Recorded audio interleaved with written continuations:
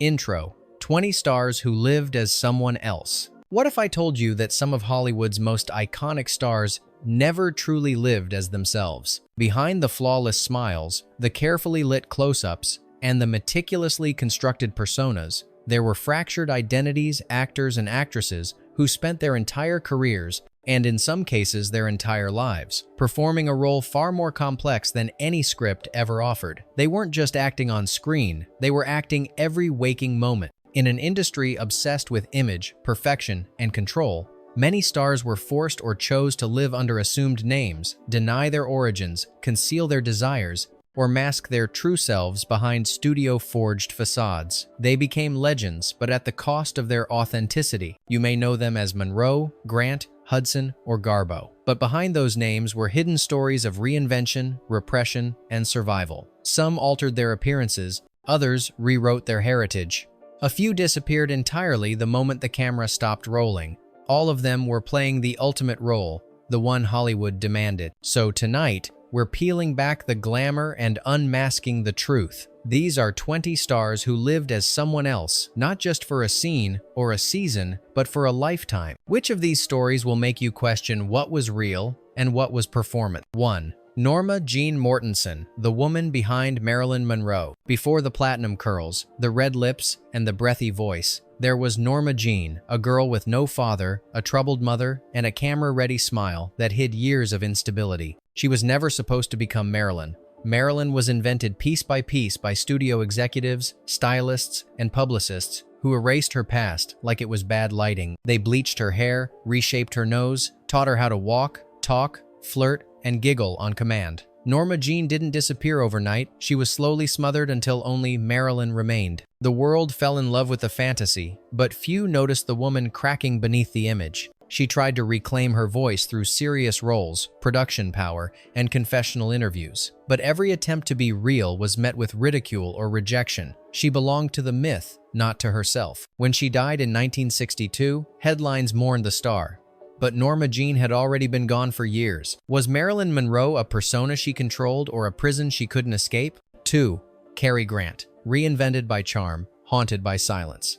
Archibald Leach never fit Hollywood's idea of a leading man. Born into poverty in Bristol, England, his early life was shaped by loss and lies. His mother institutionalized, his father absent, his identity fragmented. But when he crossed the Atlantic, he shed everything. His name, his accent, even his posture. He didn't just become Cary Grant, he created him. The transformation was so complete that even Grant once admitted, "Everyone wants to be Cary Grant. Even I want to be Cary Grant." But behind the charisma and clipped vowels was a man riddled with insecurity, dependence on LSD therapy, and a relentless pursuit of approval. Studios loved him, audiences adored him, but friends described him as remote, contradictory, and unknowable. It wasn't just about hiding where he came from. It was about constructing a self so polished, so controlled, he no longer knew what was underneath. Can a man truly vanish behind the perfect version of himself? 3. Rock Hudson, the double life of a Hollywood heartthrob.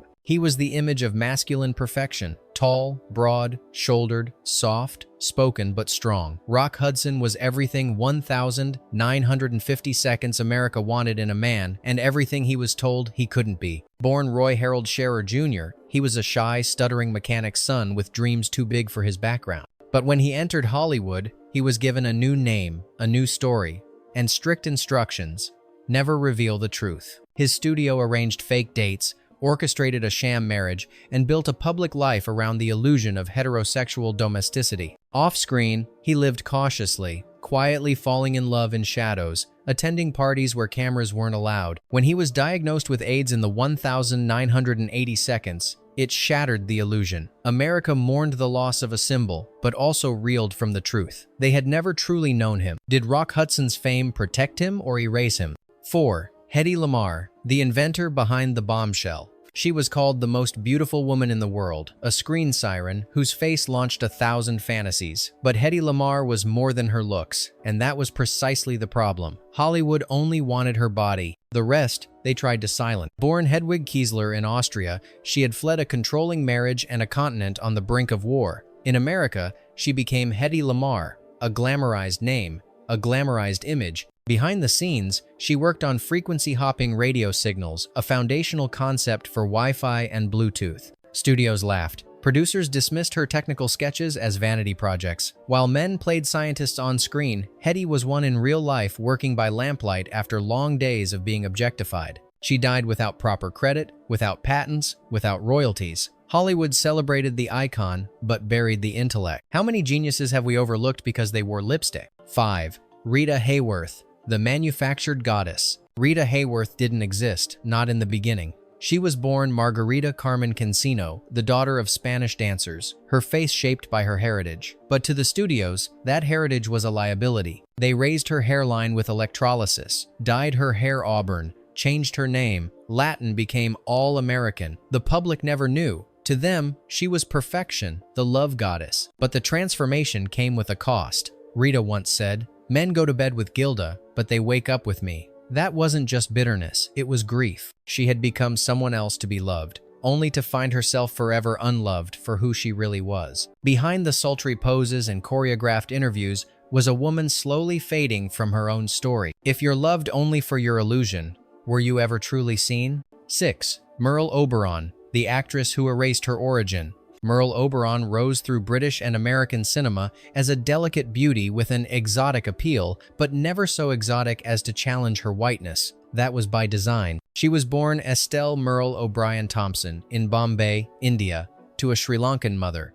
But that truth would have ended her career before it began. So she claimed Tasmania, invented a new past, hid her mother as a maid. Photographers were instructed never to shoot her in natural light. She built an empire on shadow. Her success was not just acting, it was active erasure. She had to vanish her own roots to be accepted. Even decades later, when asked about her background, she deflected with icy precision.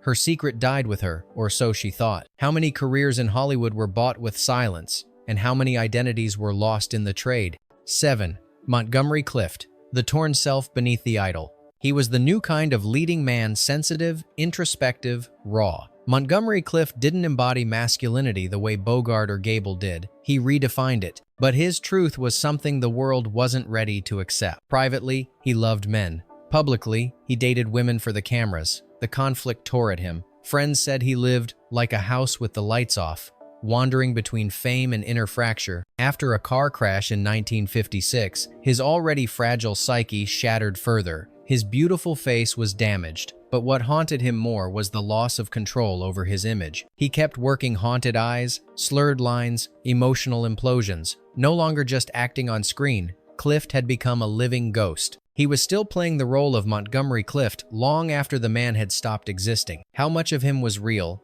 and how much was the projection we demanded? 8. Kim Novak, the studio's shadow experiment. She was meant to be the next Grace Kelly, blonde, ethereal, silent enough to shape.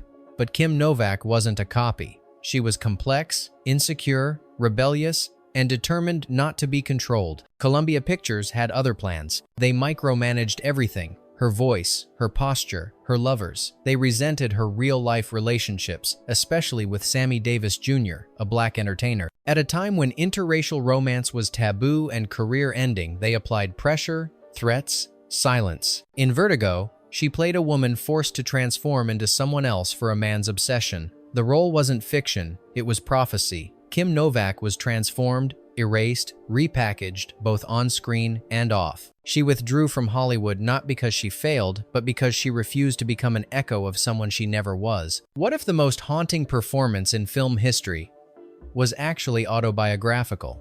9. Jean Arthur, the woman who disappeared. She had one of the most distinct voices in classic Hollywood, a husky, anxious charm that felt both rehearsed and deeply human. But Jean Arthur hated fame, hated attention, hated the idea of being known at all. She was dubbed the Greta Garbo of the talkies, but even that was too much. After her final film, she simply vanished. No interviews, no parties, no retrospectives. She taught acting under a different name. Students didn't know who she was. She was reportedly terrified of being photographed, of being seen, of losing the thin veil between public and private. But even at her peak, there was always distance. The woman who made America laugh in screwball comedies was off-screen, paralyzed by her own visibility. Did Jean Arthur quit Hollywood, or did she finally reclaim herself? 10. Peter Lorre, The fugitive in plain sight. To American audiences, Peter Lorre was the ultimate villain, sinister eyes, a whispering voice, a presence that made skin crawl. But long before he terrified moviegoers, he was a man on the run. Born Laszlo Lowenstein in Austria-Hungary, Jewish by heritage and artistic by nature, he escaped the Nazis under a cloud of fear. He used fake passports, changed his name, reinvented his accent. When he finally arrived in Hollywood, he carried more than a suitcase. He carried trauma disguised as performance. The roles he took were echoes of what he fled: murderers, spies, madmen. It wasn't method acting, it was survival reimagined. Off-screen, he remained isolated, addicted to morphine, and unable to truly belong. He was never fully of Hollywood. He was always slightly apart, a man who lived in someone else's skin, even in safety. When you flee for your life, do you ever stop pretending to be someone else? 1. Sal Mineo, the love he couldn't speak. He was just a teenager when Rebel Without a Cause made him famous. But Sal Mineo wasn't James Dean's echo. He was something more fragile, more dangerous for the era. A queer star in a time of censorship. Mineo never publicly came out. Couldn't. Studios wouldn't allow it, and society wouldn't tolerate it. He played tough guys, soldiers, straight roles. Meanwhile, in private, he lived a careful half-life, falling in love undercover, fearing exposure at every turn. His career dimmed as he aged, not because of talent, but because the parts stopped coming when he refused to fake it anymore. He was working on a comeback, an honest one, when he was murdered in 1976, stabbed in an alley behind his home. The press focused on the scandal. They missed the tragedy. If love is the most human thing we have,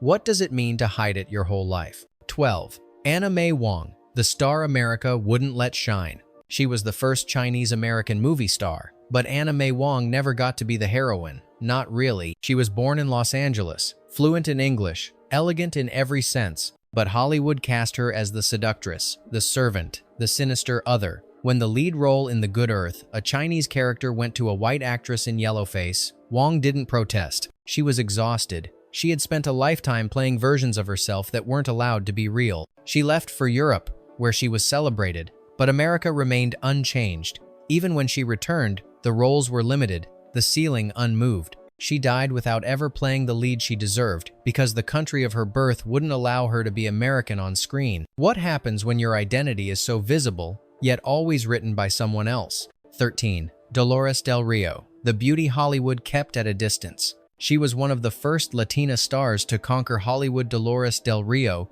with eyes like poetry and elegance that rivaled any leading lady of the era. But success didn't mean belonging. Born in Mexico, she brought her heritage with her until the studios asked her to leave it at the door. She was cast as exotic queens, sultry temptresses, women meant to decorate but never lead. Even when her talent eclipsed her peers, she was rarely granted central, complex roles. She was elegant enough for the gowns, too, foreign for the fairy tale endings. When her fame faded in Hollywood, she returned to Mexico and became a legend in her own right. But the message was clear. To rise in Hollywood, she had to erase part of herself, and even then, she was never truly let in. If the door is open only partway, how long before you walk away entirely? 14. Anthony Perkins, the actor trapped in his own closet.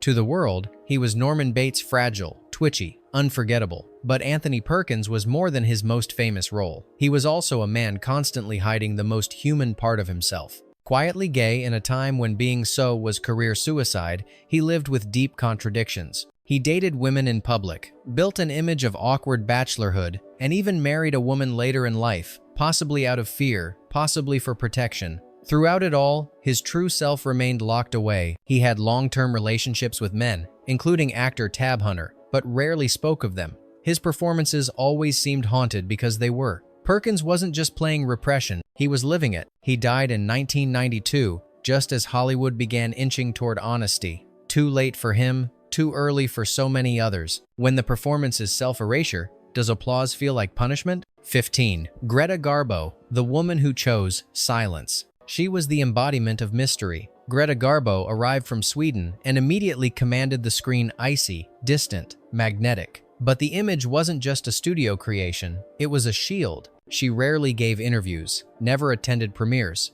avoided the press like disease. After just a handful of years at the top, she walked away from Hollywood altogether. She didn't announce retirement, she just vanished. For decades, she lived in New York, taking long walks alone, never commenting on her past. Rumors swirled about her lovers, her private life, her politics, but she never confirmed nor denied. Her most famous line, "I want to be alone," wasn't a catchphrase, it was a philosophy. Garbo didn't want to live as someone else. She didn't want to be seen at all. Was she protecting herself or denying the world the truth it didn't deserve? 16. George Sanders, the final role, he wrote himself.